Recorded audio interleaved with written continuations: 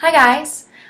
So one thing I have noticed with some of my students, both in private coaching and in the classroom, is that a lot of them come to me very confused because they feel like acting is so mysterious, so unknowable. And they wonder if there are concrete things that they can do to develop their craft. And the answer is yes, there are absolutely concrete things that you can do to develop your craft. And I hope in these videos to be able to give you some things that you can work on even by yourself that will develop the craft of acting for you so that it feels a little less mysterious and elusive.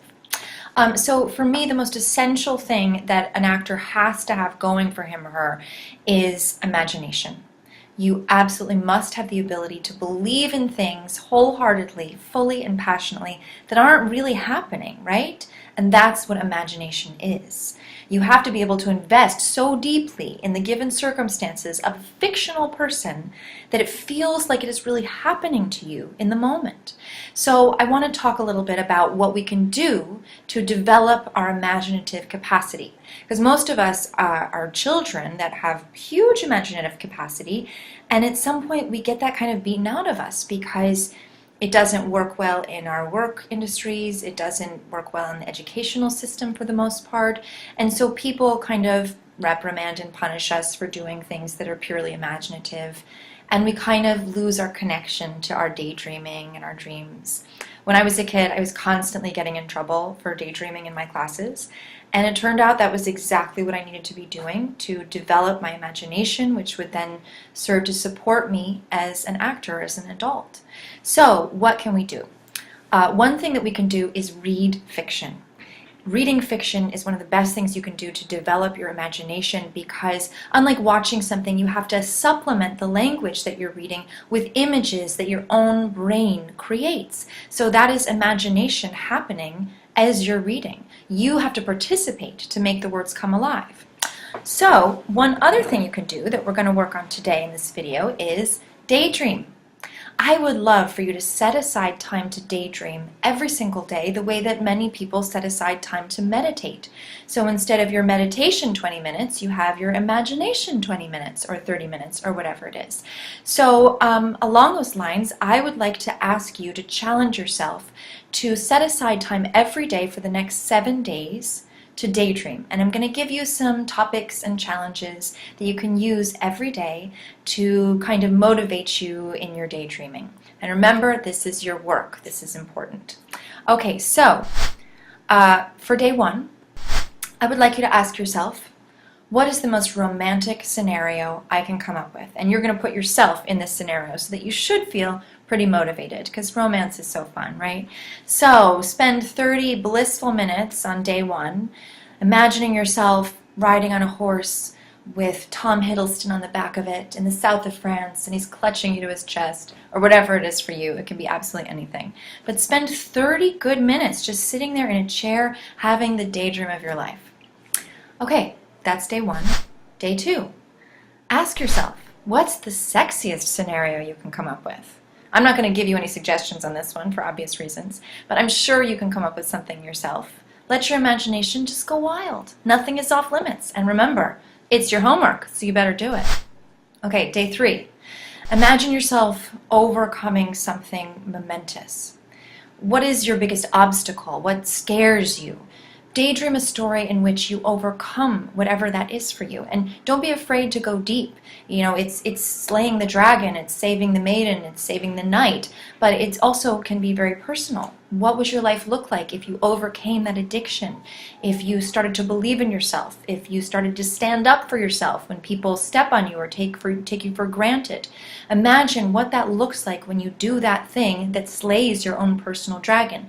Now, I don't want you to do things like imagine yourself 50 pounds thinner or funnier or smarter or better looking or better in bed or anything like that, because imagining away things that are true about yourself or that feel true about yourself, those things actually, that kind of imagination can be sort of destructive rather than creative. As actors, we need to accept who we are and where we are, where we're starting from. And if you're fighting the reality of who you are, you can't really be a good actor. So we're not talking about that. We're talking about imagining something that can be changed about yourself. So don't imagine that you're 50 pounds thinner.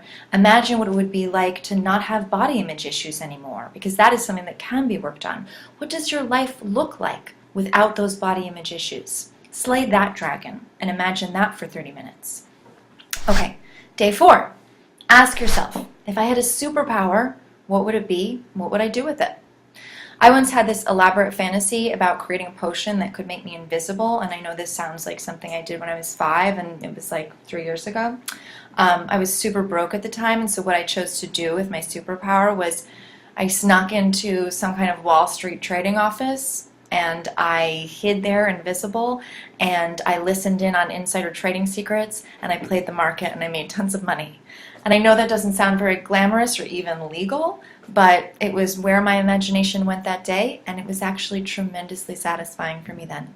So spend 30 minutes deciding what would be the most fantastic superpower that you could have. And like mine, it can be kind of based in reality to some degree if you want, or it can be totally wild.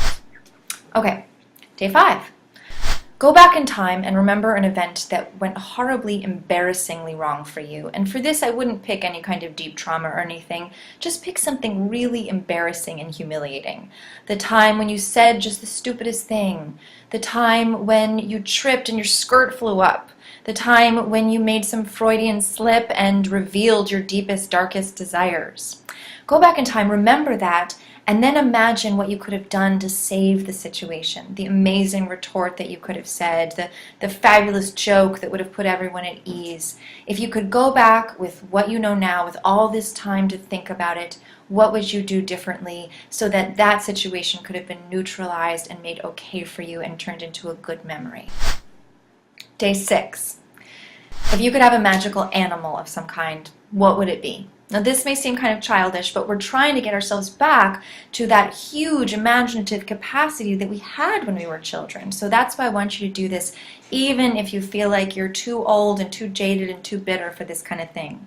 So when I was 6, I went to see my mom sing in her choir concert, and I knew beforehand I was supposed to give the conductor a bouquet of flowers after the concert. And when we got there, one of the women was singing, and it told me she was going to do it, and she took my bouquet of flowers. Can you tell I'm still bitter about it? And she took it from a 6-year-old little girl, and she did it at the end of the concert, and I spent the whole concert fuming.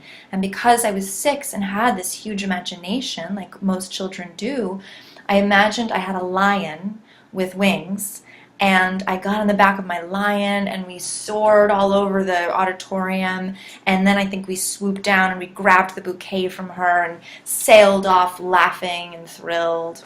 So pick your animal. What would it be? A magical beast that allows you to live a life that is more exciting, that is richer, that is more thrilling than the one that you're in now, in reality.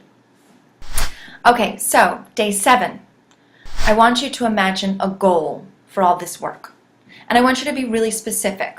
Pick a job or a role that you would love to have. Make this something that's not too far out there, something that is a few really big steps from where you are now. So, are you playing Abigail in the Crucible at Yale Rep? Do you take over for Aaron Burr in Hamilton? Do you have a great guest star on Orange is the New Black? Be really, really specific about it. Imagine the actors that you're working with. If you have a small role in a Wes Anderson film, see Wes Anderson, see the Wilson brothers, see Bill Murray. Imagine your costume. What does it feel like putting makeup on or being in hair and makeup in the trailer? What does it feel like waiting for action to be called? What does it feel like to hang out in the green room?